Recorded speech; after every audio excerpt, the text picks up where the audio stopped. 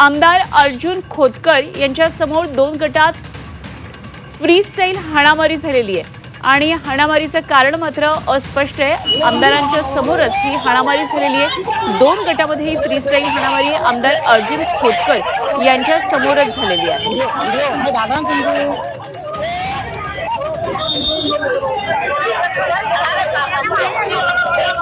2 गटातल्या हाणामारीचा वादाचा हा व्हिडिओ जालन्यामधला आहे। जालन्यामध्ये अर्जुन खोतकर समोर असताना अशा प्रकारे 2 गटामध्ये ही हाणामारी झाली।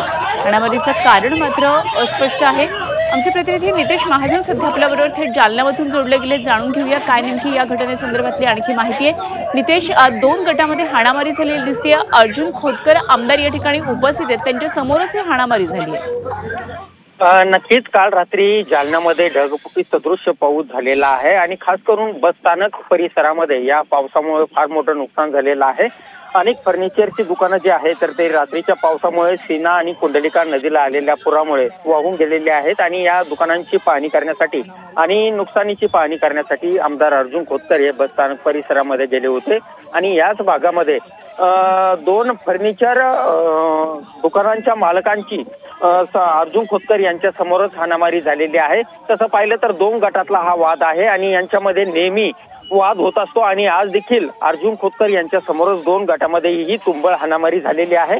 मात्र अर्जुन खोतकर हे पाहणी करण्यासाठी आलेले असताना ही हाणामारी नेमकी कोणत्या कारणातून झाली याचं कारण अद्याप स्पष्ट झालेलं नाही। मात्र हाणामारी झाल्यामुळे या भागातील पूर्णपणे वाहतूक ही कोंडी झाल्याचं पाहायला मिळालं आणि त्यानंतर सदर बाजार पोलिसांनी घटनास्थळी धाव घेऊन आता ही 2ही गटातील वाद जे आहेत ते मिटवलेले आहेत। अर्जुन खोतकर यांनी सुद्धा मध्यस्थी करून या 2 गटातील वाद ते तात्पुरते मिटवले आहे। मात्र सध्या आता या 2ही गटातील जे वाद झाले होते त्या ठिकाणी आता शांतता असल्याचं पाहायला मिळत आहे आणि सदर बाजार पोलीस या प्रकरणी आता अधिक तपास करत आहेत।